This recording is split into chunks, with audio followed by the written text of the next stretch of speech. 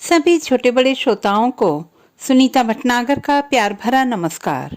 Audio stories के हमारे channel कहानी जगत में आप सभी का स्वागत है। हिंदी कहानियों की श्रृंखला में आइए आज सुनते हैं नीलम कुलश्रेष्ठ जी द्वारा रचित कहानी एक फेफड़े वाली हंसा। Hello madam. वह बिस्तर से अभी उठी ही थी कि चौंक गई। सुबह का धुंधलका अभी छटा नहीं है, खिड़कियों के पर्दे अभी हटे नहीं हैं।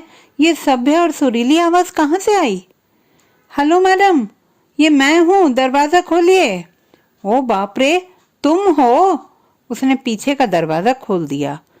कल इतनी सुबह काम करने मत आना। हंसा अंदर आते ही मुस्कुराई। उसके बिल्कुल सूखे हुए चेहरे में से बड़े दांत बाहर आ गए। उसे लगा दो सूखे बांस सफेद साड़ी में लिपटे हुए अंदर चले आ रहे हैं। पीठ ऐसे झुकी हुई है जैसे मोर की गर्दन। बालों को ऊपर ले जाकर ऊंचा जूड़ा बनाया हुआ है जैसे मोर की कलगी। बड़ी बड़ी आंखें बाहर ऐसे निकली पड़ रही हैं जैसे दो कटोरियों में उबले हुए अंडे रखे हों। पीछे वाले घर की नव विवाहिता इन्हें देखकर अंदर वाले कमरे में जा छिपती है।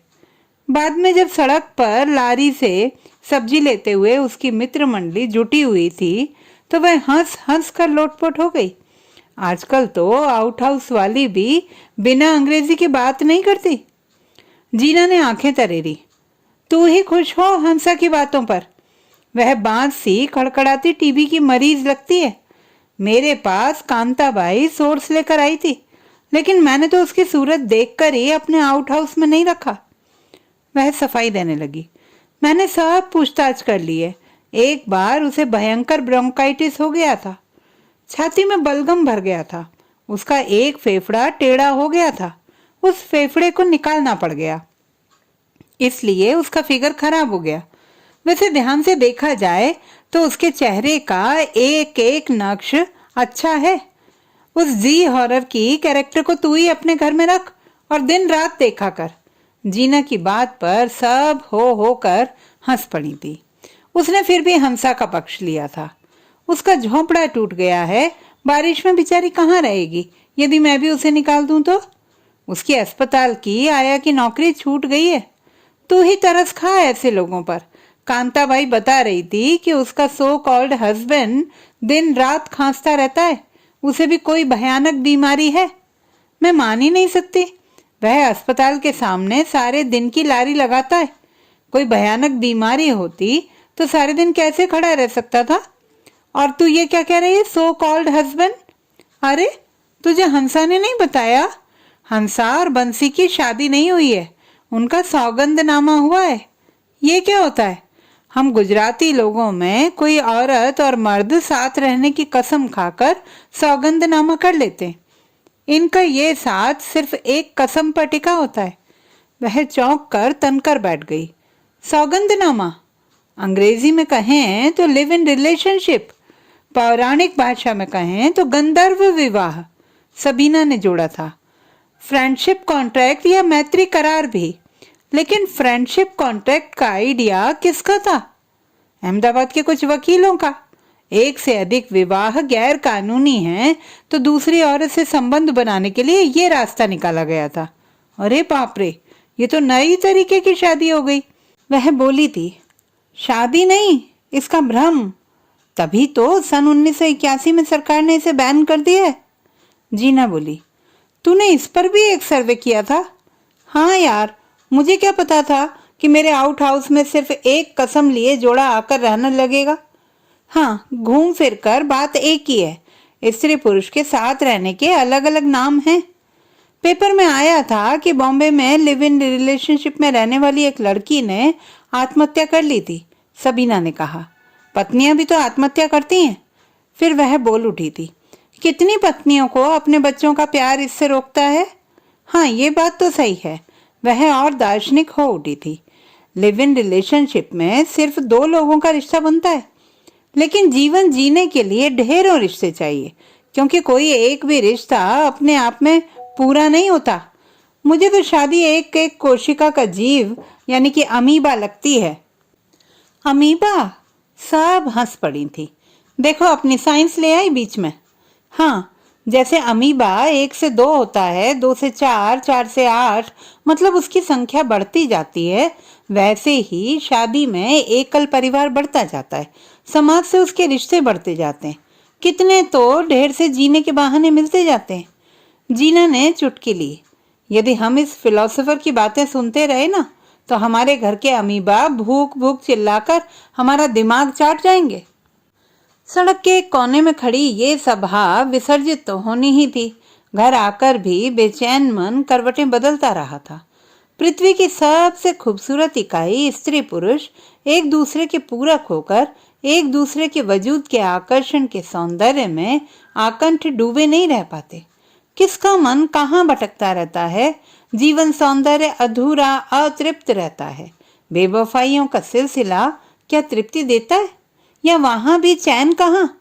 स्त्री पुरुष के संबंध क्यों इतने क्लिष्ट माया जाल में उलझे हुए हैं कि इनमें अनुराग खोजता मन रीता ही रह जाता है। ये भरी पूरी दुनिया रीति लगने लगती है। एक फेफड़े वाली और आधी अधूरी शादी वाली हंसा बर्तन साफ करना छोड़कर रसोई के एक कोने में बैठकर हाँफने लगती थी। कभी कभी पोंछा छोड़कर बीच में दीवार का सहारा लेकर हाँफती बैठ जाती थी। उसकी सूखी काया को देखकर ऐसा लगता था कि कोई बकरी तेज भागती हुई चली आ रही हो। घबराहट में उसका सपाट सीना उठ गिर रहा हो। उसकी पतली नाक लाल पड़ जाती थी। उसे अपने कामों की लिस्ट से सिर उठाने की फुर्सत ही नहीं मिलती थी। फिर भी वह कहती, हंसा तू आराम कर ले, काम बाद में भी होता रहेगा। वह पनियाई आंखों से अपनी धौंकनी सी चलती सांस पर काबू पाते हुए चिल्लाती, काम तो मुझे ही करना है ना, कब तक ये पड़ा रहेगा। उसकी तुर्श आवाज की तुर्शी से वह तिल मिला जाती, लेकिन उसकी हालत देखकर तय नहीं कर पाती कि उसे बारिश में पनाह देकर वह एहसान कर रही है या उसका काम संभाल कर। जब हंसा पीछे के दरवाजे की सांकल खटखटाकर अपने कमरे में जाने की तैयारी करती, तो वह उसे दाल या सब्जी थमा देती। बंसी तो काम पर गया है, बेचारी अकेली जान क्या पकाएगी। कभी कभी 2-3 दिन बंसी काम पर बारिश के कारण नहीं जा पाता या बीमार हो जाता, तो लारी बंद, आमदनी बंद। वह रोज ही उन्हें कुछ न कुछ खाने की चीज देती रहती कि कहीं उसके अहाते में रहने वाले 2 प्राणी भूखे न सो जाएं। आने के 2 सप्ताह बाद ही वह चिल्लाई थी, मैडम आपका ये बर्तन धोने वाला वॉश बेसिन मुझसे साफ नहीं होगा, आप और इंतजाम कर लीजिए।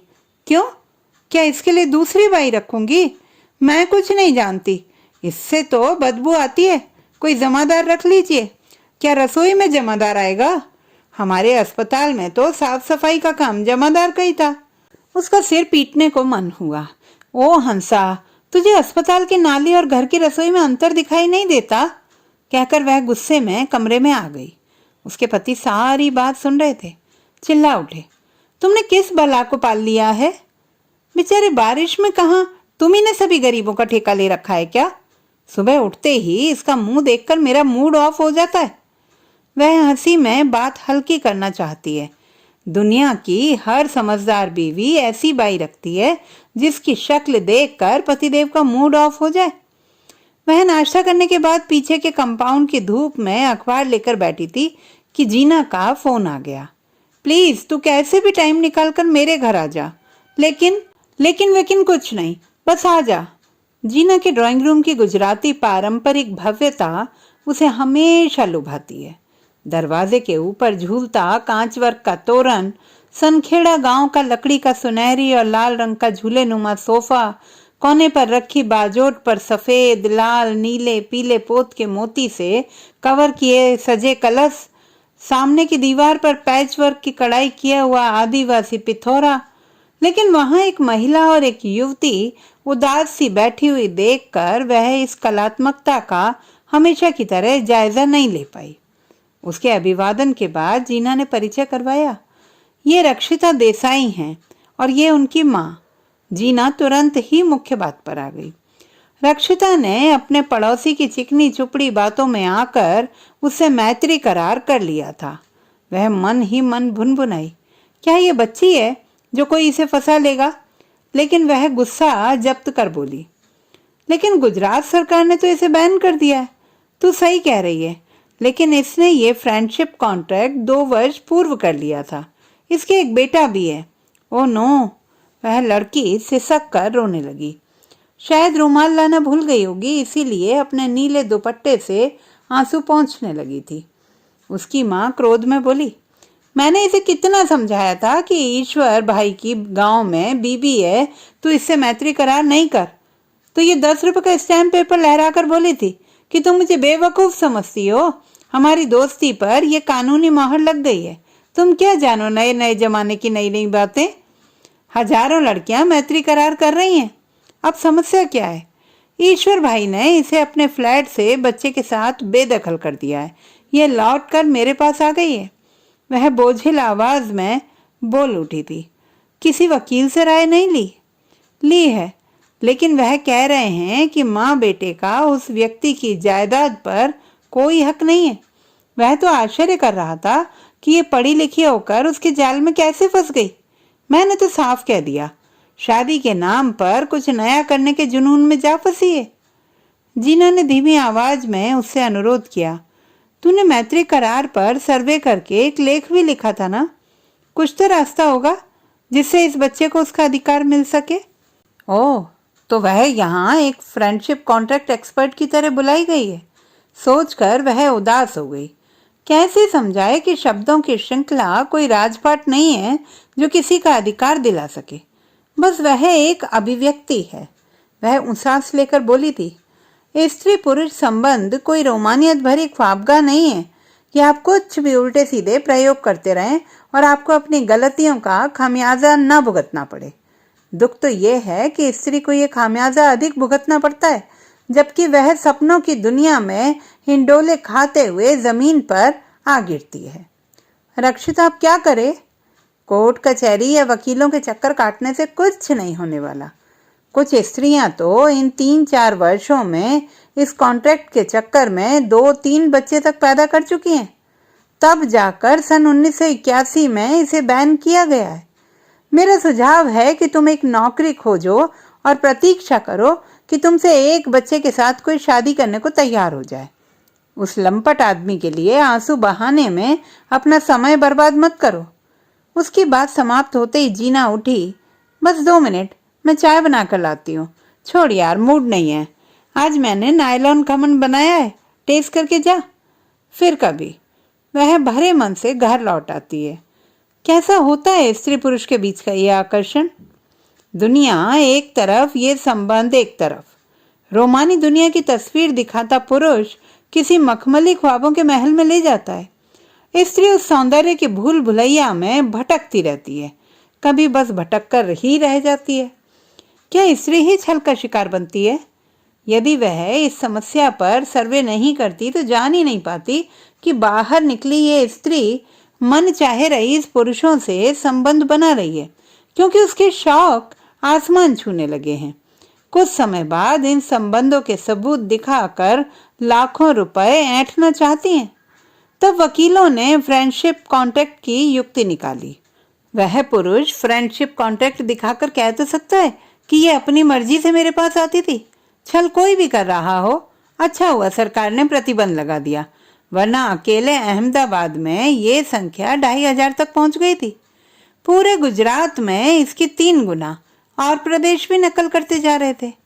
हंसा ने भी कहीं सुना होगा, इसीलिए वह पूछ बैठी, मैडम, मैंने सुना है कि आप कहानी लिखती हैं, मुझे अपनी कहानी पढ़ने को दीजिए ना। वह आश्चर्यचकित रह गई थी। तू मेरी कहानी पढ़ेगी? तुझे हिंदी आती है?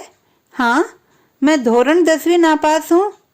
उसका दिल ना टूट जाए, इसलिए उसने अपनी एक कहानी उसे पढ़ने को दे दी। बाद में उस कहानी पर उसकी राय जानकर उसे और कहानियां पढ़ने को देती चली गई कि ऐसी बाई जीवन में कब नसीब होगी जो कि उसकी कहानी का मूल्यांकन कर सकती हो। वह कभी प्रखर आलोचक की तरह टिप्पणी करती थी, आपने क्या ये कहानी जल्दी में लिखी है? एकदम दौड़ती चली गई है ये कहानी। कभी अपनी राय देती, मैंने भी अस्पताल में देखा है, आपने इस कहानी में जैसे बदमाश बॉस का वर्णन किया है, यह जमाना ऐसा ही है। एक दिन वह रसोई में अलमारी साफ कर रही थी। हंसा पास बैठी हुई सब्जी काट रही थी। वह बोली, मैडम, बंसी ने 3-4 बरस मेरे चक्कर काटे, तब मैं इसके साथ रहने के लिए तैयार हुई हूँ, वरना इसका मेरा जोड़ ही क्या है। मैं 10वीं नापास और ये अंगूठा छाप। वह कह नहीं पाई कि तेरे जैसी खड़खड़ाती औरत को अपने साथ रख रहा है तो यह उसकी मेहरबानी है। वह पूछने लगी, तेरी उसकी मुलाकात कैसे हुई? मैं जिस प्राइवेट हॉस्पिटल में आया की नौकरी करती थी, वहाँ ये सामने सड़क पर चाय की लारी लगाता था। फिर धूप हो या बारिश हो, मेरी एक झलक पाने के लिए सड़क पर खड़ा रहता था। मैं ही इसे भाव नहीं देती थी। मेरी रात की ड्यूटी 9 बजे खत्म होती थी। एक दिन मेरी नाइट ड्यूटी बदल गई, इसे पता नहीं था। जब मैं सुबह 6 बजे ड्यूटी पर आई तो देखा कि बंसी बारिश में खड़ा भीग रहा है। मैंने पूछा, इतनी सुबह तुम बारिश में क्यों भीग रहे हो? वह दुखी होकर बोला, मैं तो रात 9 बजे से तेरी राह देख रहा हूँ। मैडम, मेरी आंखों में आंसू आ गए। बताइए, कौन औरत नहीं पिघलेगी? बाप रे, तब तो खूब स्वस्थ होगी। तेरा फेफड़ा नहीं निकला होगा तब तक। ना रे, तब तक मेरा फेफड़ा निकाल दिया गया था। मेरा ऐसा ही दुबला पतला फिगर था। वह फिक्क से हंस दी थी। उसके हाथ से कलछी छूटते छूटते बची थी। वाह रे, टीबी की मरीज जैसी दिखती सूखी हंसा, तुझे भी ऐसा दीवाना आशिक मिल गया?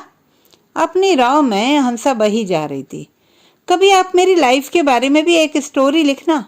मेरी जिंदगी कहाँ से कहाँ पहुँच गई। माँ बचपन में मर गई थी। पिताजी कांस्टेबल थे। गांव में हमारे खेत थे। पिताजी के सामने ही मैं बीमार पड़ी थी। मेरा फेफड़ा भी निकाल दिया गया था और उसके बाद पिताजी चल बसे। बोझिल मन से उसने पूछा, फिर?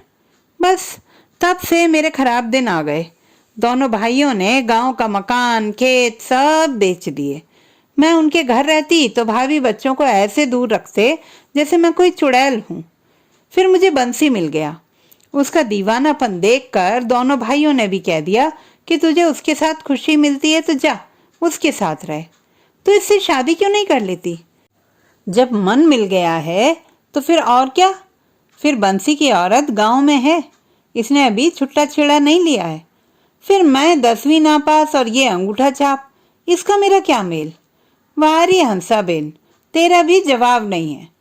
उसे हंसी दबानी मुश्किल हो रही थी। हंसा की बददिमागी, पति और पड़ोसियों के उलाहने, तब भी वह हंसा से आउट हाउस खाली नहीं करा पाती थी। हालांकि उसे महानता दिखाने का शौक नहीं था। फिर एक दिन हंसा सनक गई। मैं शाम की झाड़ू नहीं लगाऊंगी। तो कौन लगाएगा? मैडम, आप लगाओगी। आप भी तो कुछ काम किया करो। तुझे किस लिए रखा है? वह अपनी सूखी कमर पर दोनों हाथ रख कर तनकर खड़ी हो गई। मैंने कह दिया कि ये काम बंद तो बंद समझो। इस काम से मेरा मूड निकल गया है। वह भी चिल्लाई, मैंने तुझे बहुत निभा लिया, अब तू आज ही मेरा कमरा खाली कर दे। वह दुगने जोर से चिल्लाई, मैं अभी चली जाती, लेकिन बंसी लारी पर गया है, कल सुबह घर खाली कर दूंगी। सुबह बंसी ने अंदर आकर हाथ जोड़ दिए। मैडम, मैं बड़ी मुश्किल में हूँ। पुलिस वालों को हफ्ता कम दिया तो उन्होंने मेरी लारी उठवा ली। अब मैं अपने भाइयों से गांव पैसे लेने जा रहा हूँ, तब लारी छुड़वा पाऊंगा। अब बोलिए, ऐसे समय में हम कहाँ सिर छिपाएं? हंसा भी उसके पीछे से सामने आ गई। मैडम, अब मैं आपसे ठीक से बोलूंगी। हंसा की उबली आंखों में जैसे बाढ़ आ गई हो। उसका सूखा शरीर थर थर कांपने लगा था। उसे अवश तो होना ही था। फिर दिन ऐसे ही गुजरने लगे। एक दिन हंसा ने रात के 9 बजे पीछे का दरवाजा खटखटाया। Madam, madam. वह डाइनिंग टेबल पर बर्तन लगा रही थी। दरवाजा खोलते हुए खींच उठी। क्या है? आप बंसी को समझाओ ना, वह इस कॉलोनी में आकर बदमाश हो गया है। उसकी घबराहट में लाल पड़े चेहरे को देखकर उसे तरस आ गया। वह जमीन पर बैठकर रोने लगी। बंसी आसपास के आउट हाउस वालों के साथ दारू के अड्डों पर जाने लगा है। वो लोग नशे में अपनी घरवालियों को पीटते हैं, ये भी मुझे पीटने लगेगा। हंसा, तू चुप हो जा। जरूरी थोड़ी है कि वह तुझे पीटने लगे। वह और जोर से रोने और कांपने लगी। क्या पता दारू के साथ साथ किसी औरत के चक्कर में पड़ जाए। आप तो जानती हैं कि मैं इसके साथ एक धागे जैसे सौगंधनामा से बंधी हुई हूँ, जिसे वह झटके में तोड़ सकता है। उसका चेहरा असुरक्षा की दहशत से बिल्कुल सफेद हो गया था। बात बात पर खौखियाती चीखती हंसा अंदर से इतनी डरी हुई है। बंसी के 2-4 बार दारू पीने से सौगंध के टूटने की बात सोच सकती है। उसने मन ही मन उन बुजुर्गों की बुद्धि पर अचरज किया जिन्होंने इस फंदे को तोड़ने की सजाएं लिखी। न्यायविदों ने कानून बनाए, वरना स्त्री अपने पति के जरा इधर उधर होते ही असुरक्षित सी कांपने लगती। उसने हंसा को समझाया, बंसी के आते ही मैं उसकी खबर लूंगी। दूसरे दिन उसके समझाने पर बंसी ने सच ही कान पकड़कर हंसा से माफी मांग ली। कुछ दिनों बाद हंसा ने अपने भाई के घर से आकर उसे चांदी की भारी पायलें दिखाईं। इस बार भाई ने मेरी माँ की निशानी मुझे सौंप दी है। माँ ने इन्हें मेरी शादी के लिए खरीदा था। उसकी आंखों में एक सपना टिमटिमाया और बुझ गया। हंसा के पास बंसी जैसा दीवाना है, फिर वह क्यों इस सपने से अपने को मुक्त नहीं कर पा रही? बाहरी पायल मिलने की खुशी में वह 20-21 दिन तक खुशी खुशी काम करती रही। एक दिन 4 बजे पीछे के दरवाजे की खड़खड़ से उसकी नींद टूट गई। उसने गुस्सा होते हुए दरवाजा खोला, लेकिन हंसा के सूखे पड़े चेहरे से उबली हुई आंखों में तैरते पानी से वह उसे डांट नहीं सकी। वह बोली, मैडम, कोई दोपहर में कंपाउंड में आया था? नहीं तो। क्यों, क्या हुआ? मेरे बक्से में से मेरी पायल गायब है। किसी ने ढक्कन का ताला तोड़ दिया है? नहीं तो, बक्स का ताला भी ज्यों का त्यों है। तू कहीं गई थी? हाँ, अपनी अस्पताल वाली सहेली से मिलने गई थी। तो चाबी कहीं गिरा तो नहीं आई थी ना? नहीं, वह भी मेरे पर्स में रखी है। उसने पर्स खोलकर चाबी दिखाई। तो अच्छी तरह घर में ढूंढ। हंसा अपने कमरे में बौराई सी पायल ढूंढती रही। शाम को बंसी के आते ही फूट पड़ी, मेरी माँ की निशानी खो गई है। बंसी उसे समझाता रहा। बीच बीच में हंसा के रोने की आवाज और उन दोनों के झगड़ने की आवाजें उनके घर के पर्दों को चीरती रहीं। अब पायल खोने का गुस्सा उस पर कभी काम पर उतरता। उसकी बड़बड़ से वह खींच उठती। हंसा, मुंह बंद करके काम कर। एक तो मेरी पायल खो गई है, दूसरे आप ही मुझे गुस्सा दिलाती हो। क्या? उसे लगा उसने कौन सी घड़ी में हंसा पर तरस खाकर अपने घर पर रख लिया था। वह उसे और भी डांट लगाती, लेकिन तभी फोन की घंटी बज उठी। फोन पर पतिदेव के ऑफिस से उनके दोस्त प्रशांत का फोन आ गया था। भाभी जी नमस्कार, मेरी दीदी की शादी है। वाह, बधाई हो। वही दीदी जो कानपुर से आकर सूरत में नौकरी कर रही हैं? जी वही। हमारा परिवार तो आपका उपकार कभी नहीं भूलेगा। वह चौंक गई थी। मैं तो आपके परिवार से मिली भी नहीं हूँ। दरअसल दीदी की अपने 10 वर्ष बड़े बॉस से फ्रेंडशिप हो गई थी। वे पीछे पड़े थे कि वे उनसे फ्रेंडशिप कॉन्ट्रैक्ट कर लें। हम सब मना कर रहे थे, लेकिन दीदी किसी की सुन नहीं रही थी। You know, love is blind. तभी मैंने आपका फ्रेंडशिप कॉन्ट्रैक्ट पर आर्टिकल पढ़ा और उन्हें भी पढ़वाया, उन्हें समझाया, तब वे जाकर हमारी बात मानी। तब तो मैं जरूर शादी में आऊंगी। मैं प्रशांत की दीदी की शादी में उन्हें वरमाला पहनाते हुए देखकर खिल उठी थी। एक लड़की तो मेरे लेक से खाई में गिरने से बच गई। शायद औरों की भी आंखें खुलें।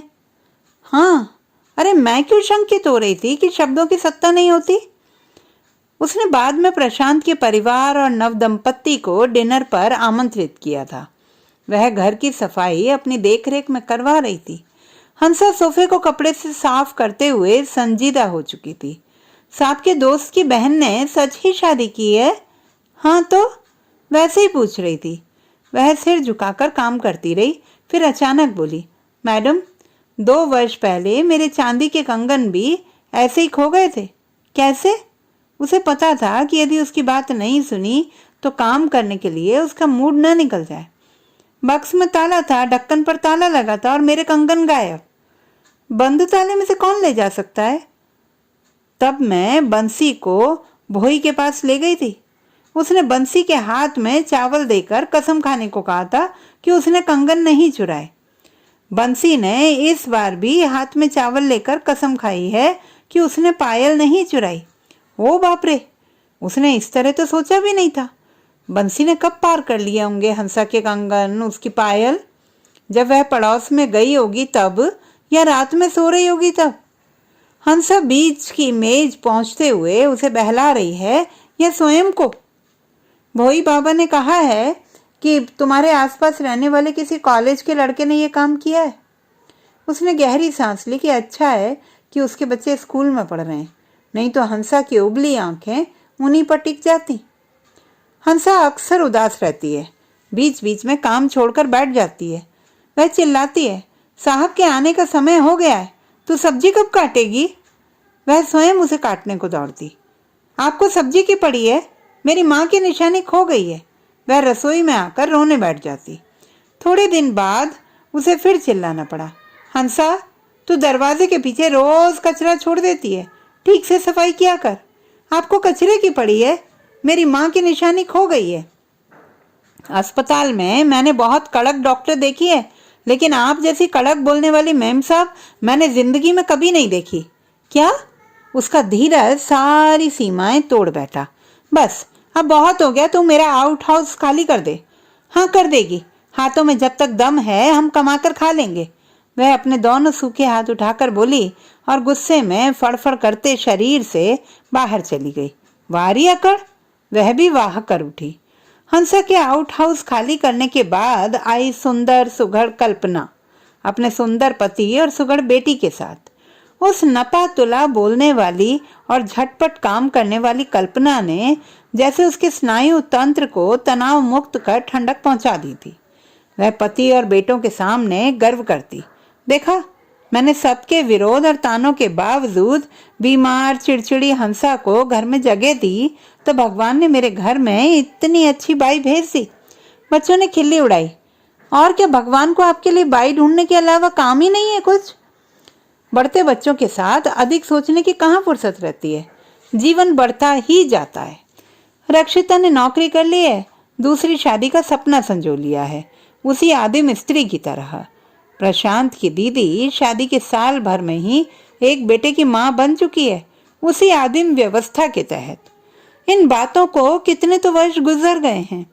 मुट्ठी भर लोग नाक भौं चढ़ाते हैं कि विवाह व्यवस्था सड़गल गई है, एक्सपायर हो गई है, फिर भी विवाह होते जा रहे हैं। और तो और अमेरिका में रहने वाले फिल्म अभिनेता ब्रैड पिट और एंजेला जॉली भी बिना शादी साथ रहकर 6 बच्चे पैदा करने के बाद भी शादी करके कौन सी सुरक्षा ढूंढ रहे हैं? सब कुछ तो है उनके खजाने में, पैसा, प्यार, शोहरत।